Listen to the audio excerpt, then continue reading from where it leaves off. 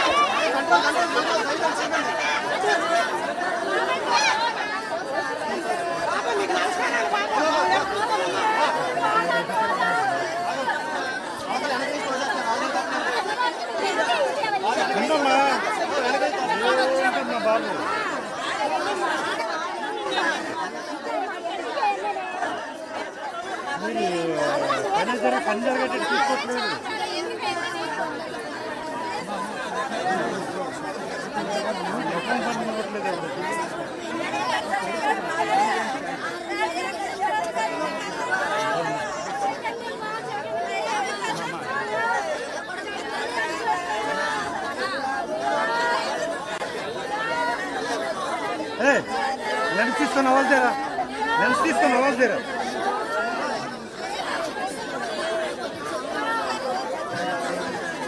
ఇది ఇచ్చే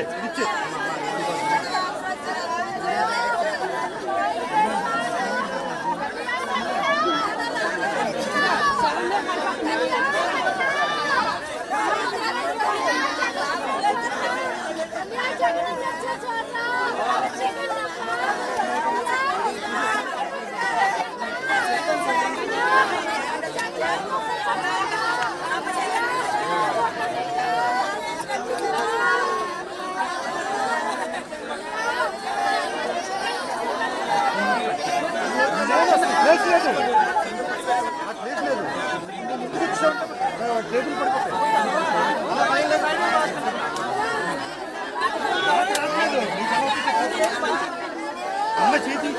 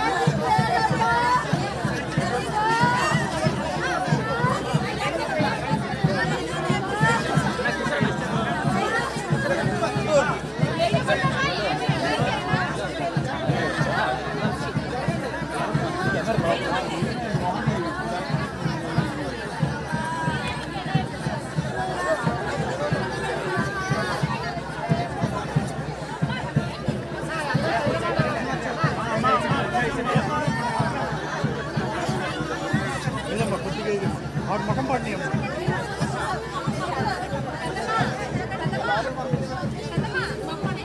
ముఖం పడినాయి విమ్మతి అమ్మ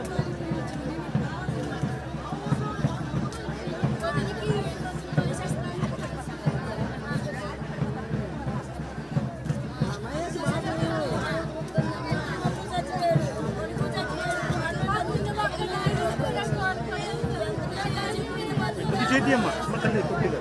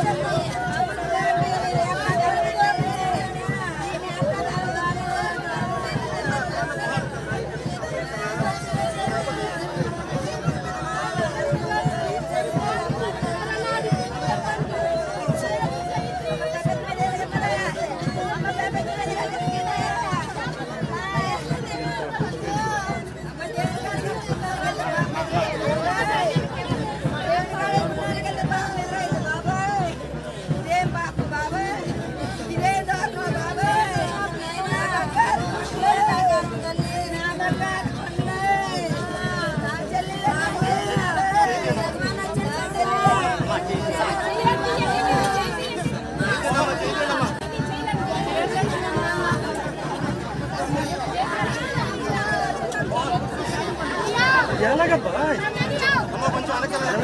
వాళ్ళకి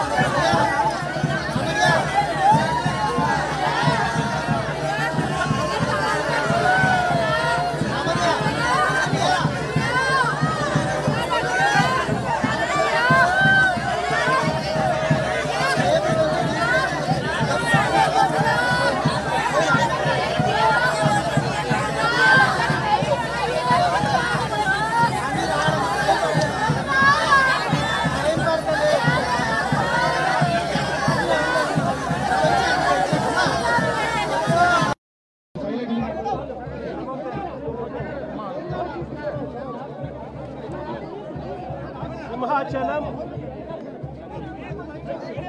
అప్పలే స్వామి చందనోత్సవానికి వచ్చిన భక్తుల పరిస్థితి నిజంగా ఎంత దారుణంగా ఉందో చెప్పడానికి ఈరోజు ఇక్కడ చూస్తా ఉన్న ఘటనే నిదర్శనం. దాదాపుగా 6 మంది చనిపోవడం జరిగింది. దాదాపుగా 7 మంది చనిపోవడం జరిగింది. ఒకే ఒక్క కుటుంబంలోనే 4 చనిపోవడం జరిగింది. ఇంకా కొంతమందికి గాయాలు కూడా అయ్యాయి. నేను అడుగుతా ఉన్నాను ఒకటి,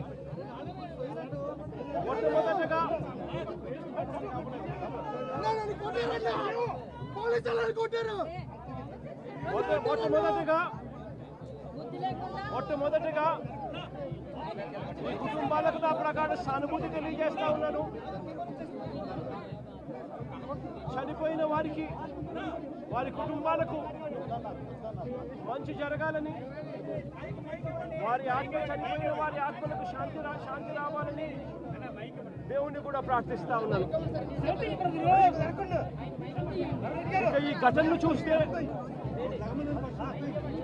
ఇక్కడ జరిగిన ఘటన, సింహాచలంలో జరిగిన ఈ ఘటన అయినా కూడా చందనోత్సవానికి సంబంధించి ఇప్పుడు ఇవాళ జరిగిన ఈ ఘటన అయినా కూడా, లేదా మొన్న తిరుపతిలో వైకుంఠ ఏకాదశి నాడున జరిగిన ఘటన తీసుకున్నా కూడా, నేను ఒకటి అడుగుతా ఉన్నా ఈ ప్రభుత్వానికి, అయ్యా నాడు తిరుపతిలో జరిగిన వైకుంఠ ఏకాదశికి సంబంధించిన ఘటన అయినా కూడా, ఈరోజు చందనోత్సవానికి సంబంధించిన జరిగిన ఘటన అయినా కూడా, ఏ రోజు చందనోత్సవం జరుగుతుంది, ఏ రోజు వైకుంఠ ఏకాదశి వస్తుంది అన్నది ప్రభుత్వానికి తెలియదా అని అడుగుతా ఉన్నా. ఎప్పుడు జరుగుతుందో తెలుసు. ఆ జరిగే రోజున లక్షల మంది భక్తులు వస్తారు అన్న సంగతి కూడా తెలుసు. తెలిసినా కూడా కేవలం నిర్లక్ష్య వైఖరితో అనేక మంది ప్రాణాలను బలికొన్నారు. వైకుంఠ ఏకాదశి నాడు తిరుపతిలో 6 మందిని ఇలాగే నిర్లక్ష్యం చేసి పొట్టను పెట్టుకున్నారు. అప్పుడు కూడా అంతే, చంద్రబాబు నాయుడు గారు కుప్పం పర్యటన ఉంది అని చెప్పి పోలీసులందరినీ కూడా కుప్పం పంపించారు. అందరినీ కూడా పార్కుల్లో పెట్టి, రకరకాల ఏరియాలలో పెట్టి, సడన్ గా ఒక్కసారి గేట్లు ఎత్తేసి, సెక్యూరిటీ అరేంజ్మెంట్స్ లేవు కాబట్టి, పోలీసులు ఎవరు లేరు కాబట్టి, అందరూ చంద్రబాబు నాయుడు గారిని ప్రసన్నం చేసుకునే దానికి వెళ్ళిపోయారు కాబట్టి, అందరినీ కూడా పార్కుల్లోనూ అక్కడ ఇక్కడ ప్యాక్ చేసి, సాయంత్రం పూట ఇక లైన్లలో నిలబడండి అని చెప్పి గేట్లు ఎత్తారు.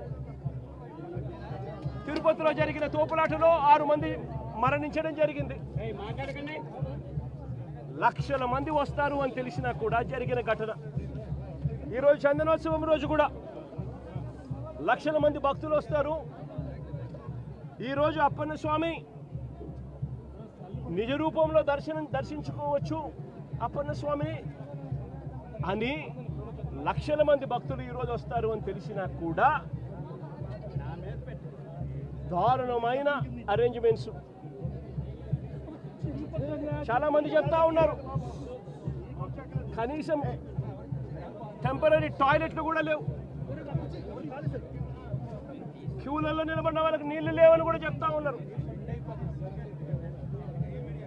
ఘటన జరిగిన స్థలాన్ని ఒకసారి చూస్తే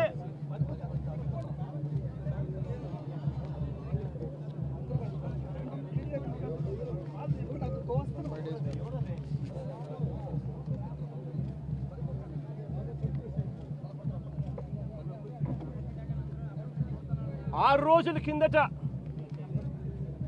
గోడ కట్టడం మొదలుపెట్టారు.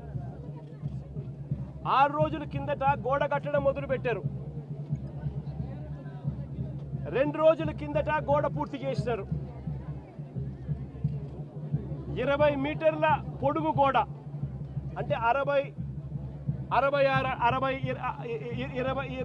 మీటర్లు అంటే దాదాపుగా 70 అడుగులు. దాదాపుగా 70 అడుగులు గోడ పొడుగు, 10 అడుగులు ఎత్తు కట్టిన ఈ గోడలో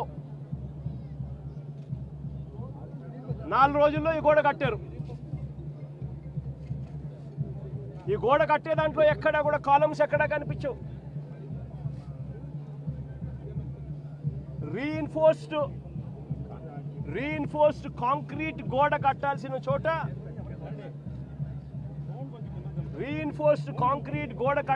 చోట కనీసం ఎటువంటి టెండర్లు కూడా పిలవకుండా మంత్రులు పర్యవేక్షిస్తున్నారు అని అంటారు. 5 మంది కమిటీ సభ్యులు అంటారు, వస్తారు, పర్యవేక్షించినారు, చూసినారు, గోడ కట్టడానికి పర్మిషన్ ఇచ్చినారు. 6 రోజుల్లో గోడ కట్టారు. టెండర్లు కూడా పిలువకోకుండా కట్టేసేయండి అని చెప్పి కట్టేశారు. నేను అడుగుతా ఉన్నా,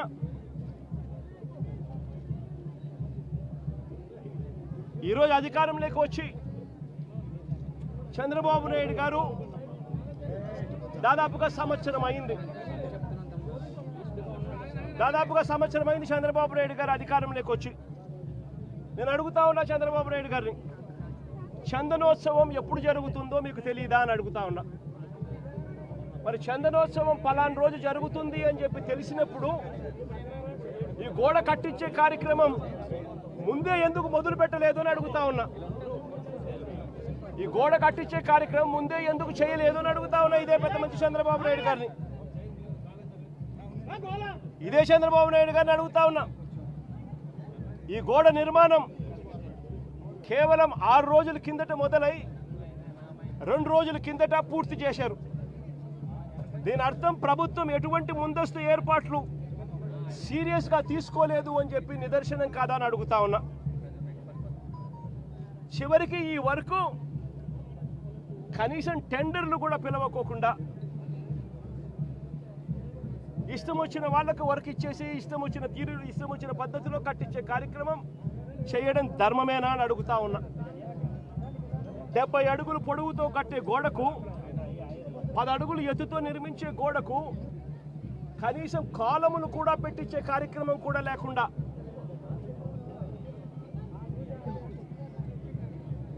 ఇటుకలతో, సిమెంట్ బ్లాక్స్తో, ఫ్లయాష్ ఇటుకలతో గోడ కట్టడం అన్నది ఏ రకంగా కరెక్టు అని అడుగుతా ఉన్నా.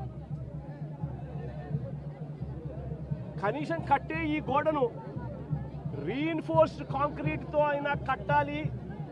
రీఇన్ఫోర్స్డ్ కాంక్రీట్తో కట్టి దానికి వీప్ హోల్స్ కూడా పెడితేనే కాస్తో కూస్తో ఏ గోడైనా నిలబడుతుంది అన్న జ్ఞానం కూడా లేకుండా ఎలా కట్టారు అని అడుగుతా ఉన్నా. 2 రోజుల కిందటనే గోడ పూర్తయింది అని తెలుసు. 2 రోజుల కిందనే గోడ పూర్తయింది అని తెలుసు. వర్షం కూడా ముందు రోజు రాత్రి పడింది అని కూడా తెలుసు.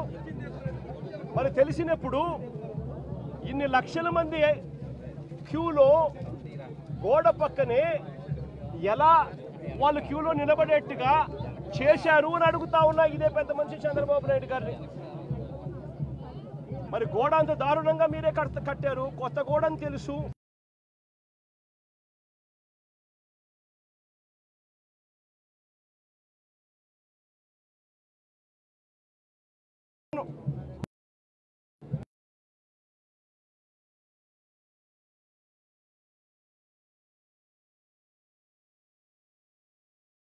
దర్శించుకునే సామాన్యుడు ఏమైపోయినా పర్వాలేదు అని చెప్పి పట్టించుకునే కార్యక్రమం ఎక్కడా కూడా చేయకుండా గాలి కొదిలేసిన పరిస్థితుల్లో ఈరోజు రాష్ట్రం నడుస్తూ ఉంది. ఈ ఒక్క సంవత్సరంలోనే చంద్రబాబు నాయుడు గారు చేసిన ఈ ఒక్క సంవత్సరం పరిపాలనలోనే ఎంతటి దారుణమైన పరిస్థితి చూస్తూ ఉన్నాము అంటే, తిరుమలలో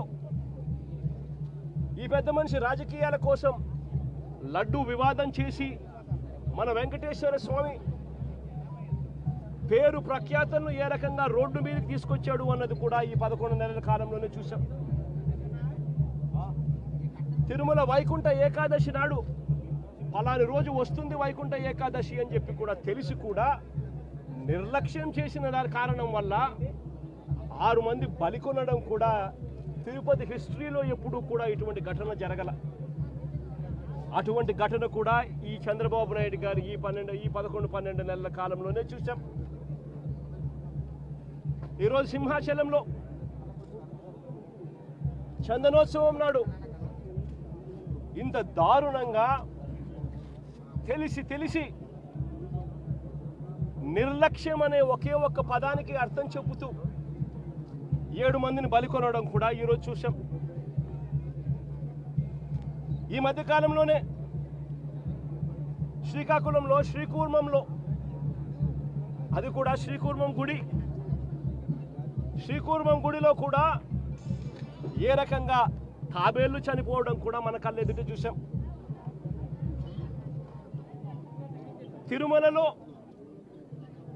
గోశాలలో ఏ రకంగా గోవులు చనిపోవడం కూడా మన కళ్ళెదుటే చూసాం. చంద్రబాబు నాయుడు గారు ఈ 11-12 నెలల పాలనలోనే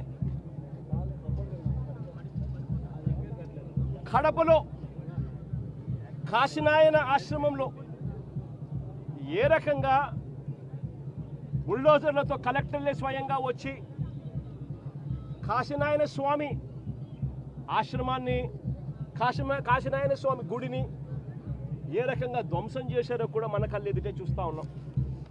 ఇవన్నీ కూడా కేవలం ఈ 12 నెలల కాలంలో చంద్రబాబు నాయుడు గారి హయాంలో జరుగుతూ ఉన్న గుడులు గోపురాలకు సంబంధించిన వ్యవస్థల మీద ఆయన చూపుతా ఉన్న శ్రద్ధకు నిదర్శనం. ఏదైనా కూడా పబ్లిసిటీ కోసమే ఆయన చేసేది, ఏదైనా డైవర్షన్ పాలిటిక్సే. పుష్కరాల సమయంలో కూడా గతంలో చూసాం ఏ రకంగా 29 మందిని బలికొన్నాడో కూడా మనం చూసాం. గోదావరి పుష్కరాలలో, రాజమండ్రిలో. నేను అడుగుతా ఉన్నా, ఇన్ని ఘటనలలో అన్ని ఘటనలకు జరిగేటప్పుడల్లా జరిగిన తర్వాత వస్తాడు, వచ్చి కమిషన్ వేస్తున్నాను, విచారణ చేయిస్తాను అని చెప్తాడు. ఇన్ని ఘటనలు నేను చెప్పిన కనీసం ఒక్క ఘటనలో అయినా కూడా సీరియస్గా ఎవరి మీద అయినా యాక్షన్ తీసుకున్నారా అని అడుగుతా ఉన్నా.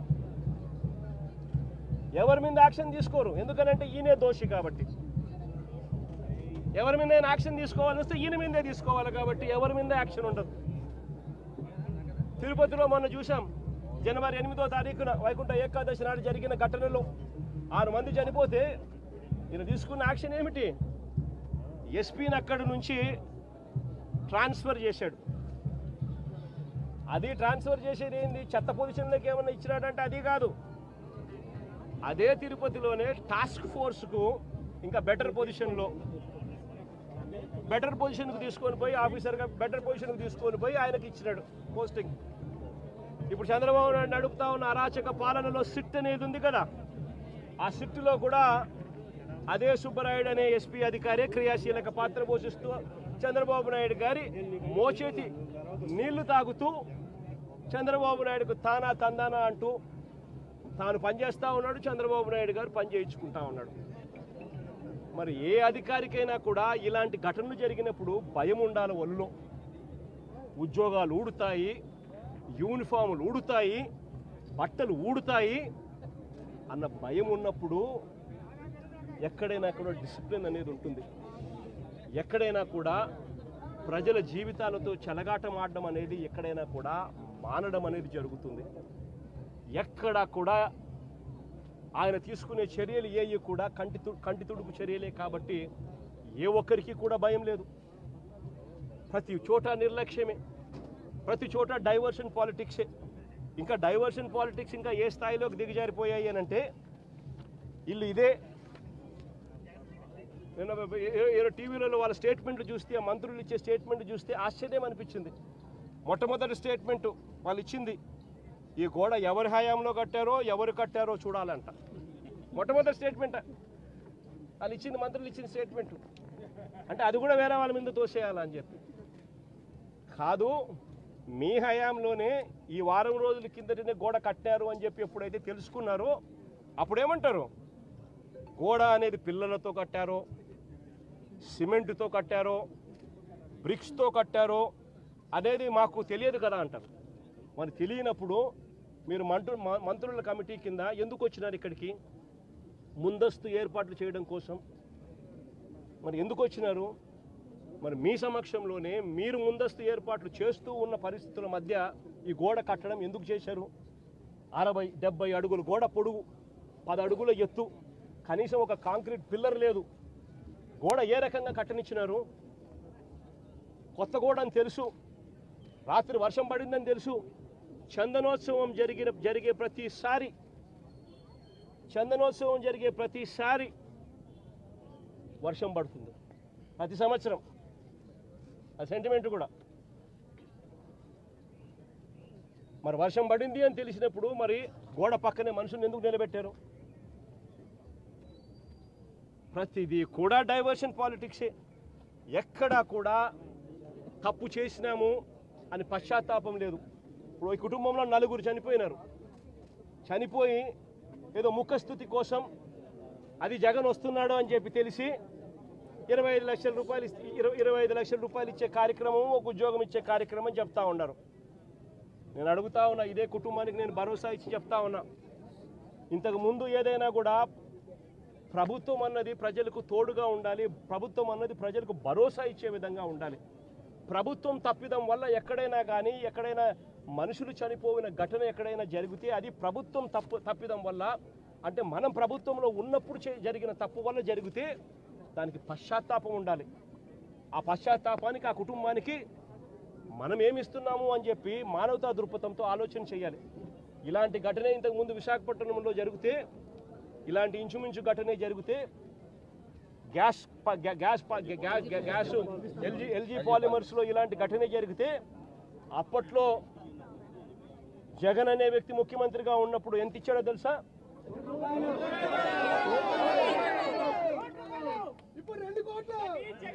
జగన్ అనే వ్యక్తి ₹1 కోటి ఒక్కొక్కరికి ఇచ్చి ఆ కుటుంబాలను ఆదుకున్నారు. ఇప్పుడు ప్రభుత్వం తప్పిదం వల్ల, ప్రభుత్వం చేసిన తప్పిదం వల్ల ఈ ఘటన జరిగితే అసలు ఆ కుటుంబానికి నువ్వేం చేస్తా ఉన్నావు అని చంద్రబాబు నాయుడు గారిని అడుగుతా ఉన్నా. ఒకటే చెప్తా ఉన్నా, వీళ్ళు ఇచ్చినా ఈకపోయినా కానీ చనిపోయిన ఈ కుటుంబాలకు గుర్తు పెట్టుకొని మళ్ళీ మేము అధికారంలోకి వచ్చిన తర్వాత ఈ కుటుంబాలకు ఆ ₹1 కోటి బ్యాలెన్స్ వీళ్ళు ఇచ్చినారు. మిగిలిన బ్యాలెన్స్ డబ్బు మనం ప్రభుత్వం వచ్చిన తర్వాత నేను స్వయంగా ఇప్పిస్తానని చెప్పి కూడా చెప్తాను.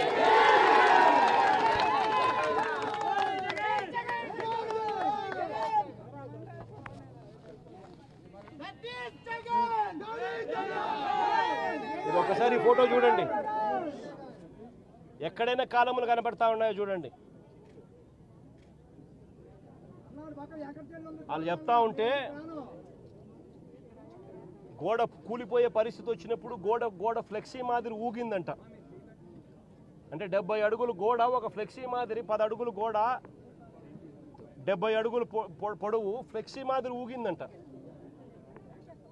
అంటే ఏమి కన్స్ట్రక్షన్స్, ఏ రకంగా పని చేయిస్తూ ఉన్నారు, ఏ రకంగా బుర్ర లేకుండా పనులకు పూనుకుంటున్నారు. ఆలోచన చేయమని చెప్పి అందరినీ కూడా కోరుతా ఉన్నా. చంద్రబాబు నాయుడు గారిని కూడా మానవతా దృక్పథంతో ఆలోచన చేసి జగన్ ఇచ్చే లోపలనే ఆ ₹1 కోటి ఇచ్చి ఆ కుటుంబాలను ఆదుకోమని చెప్తా ఉన్నా.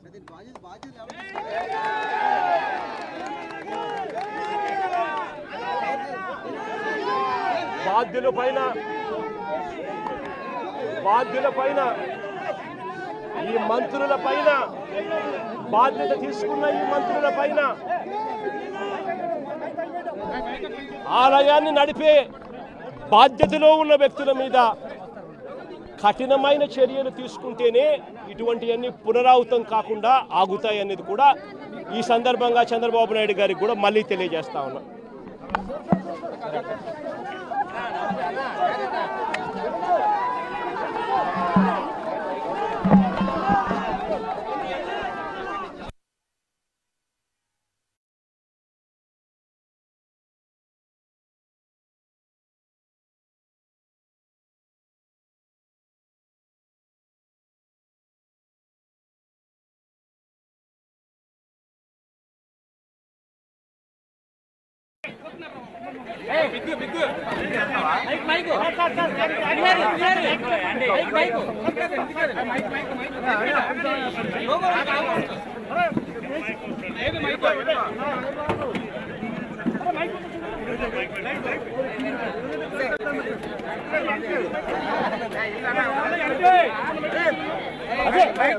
Anis, English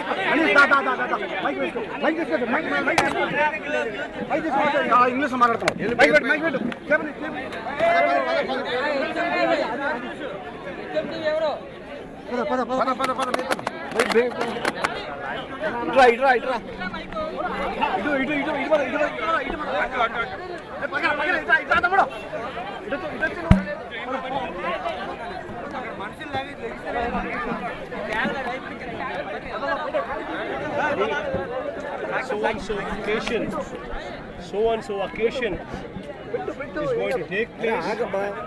So-and-so occasion is going to take place, and lakhs of people would be attending to this occasion, would be attending on this occasion.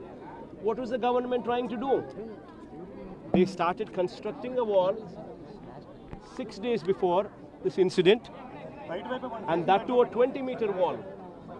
That means 70 feet wall in length, 10 feet in height, and there were not, you don't even see cement columns in between. Entire thing is fly ash brick blocks. People, the scene from there is that the wall shook like a flexi when the incident took place. And when this wall, how did they authorize the construction of this wall? What was the what were the ministers doing? A team of ministers who were constituted to supervise the occasion. What were they doing? Tenders were also not called for the construction of this wall. You should have actually gone in for a reinforced concrete wall with weep holes. And you knew this date, and you knew this day, and the construction of the wall should have started much in advance, months in advance. But then you constructed the wall just 6 days before, completed it 2 days before, knew very well that during the Chandanotsavam, every year, during this occasion, you would have rains. It's always been a sentiment. And this year also, this year also, you had rain. But then you knew that you had rain. You also knew that the wall was new. You also knew that the wall had no columns. And yet you had the queue, you had the people right beside the wall pass through into the temple. And what is expected of it? It's a man-made havoc which took 7 lives. This family alone lost 4 lives. And who is to be blamed for it? Chandrababu Naidu, during his tenure in these 11 months, the kind of havocs what have taken place during his regime, be it in Tirupati, in Vaikunta Ekadashi day, never in the history of Tirupati we saw a stampede which actually took 6 lives. Even then, it was totally Chandrababu Naidu's mistake. He was camping in Kuppam. He had every policeman attend to him rather than to the occasion. And Vaikunta Ekadashi also was a similar festival. Very well everybody knew on which date it was going to take place. Everybody also very well knew that lakhs of people would be attending to it. Yet there were no people, there were no cops. Everybody was engaged with him. People were parked in the parks. Suddenly they were let out to actually go into the queues, which erupted into a stampede. 6 lives lost in Tirupati. In Tirumala, it's same Tirumala, in Goshala, more than 200 cows have seen death during Chandrababu's regime. Sri Kurmam temple in Srikakulam, more than 15 turtles died during Chandrababu's regime. And even now, today, in Vizag, Simhachalam temple, more than 7 deaths because of this war, because of this havoc, man-made havoc which is created through this wall. During this regime itself, Lord Venkateshwara Swami's reputation was brought down by this Chandrababu Naidu, circulating fake news on Laddu. All this during the course of these 12 months. During the course of this, even in Simhachalam also, in Vizag now, this is the first time something like this took place in the history of this temple. All thanks to this man Chandrababu Naidu. This man should actually go jump in a well. Sir, do you think state government given preference to VIP protocol? VIP protocol instead of the general public. Can you speak about this? In Chandrababu's regime, a common man is ill-treated. Common man plight is never listened to.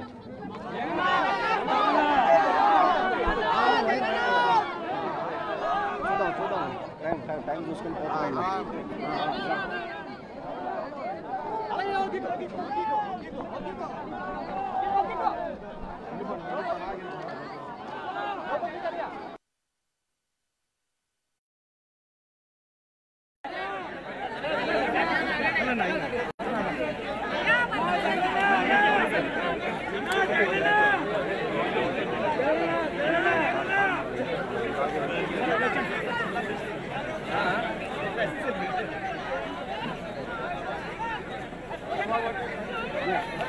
Sir, 1 minute, sir.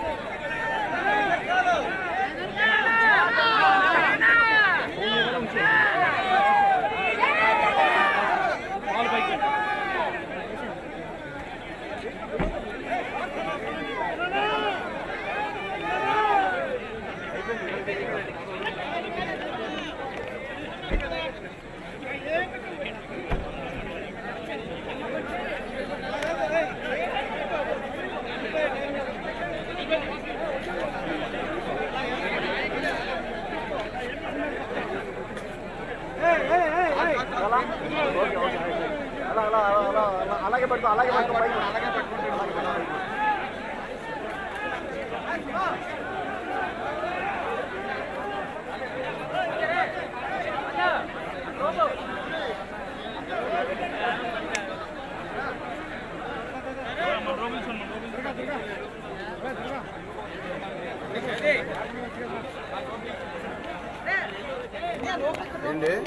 బా thank you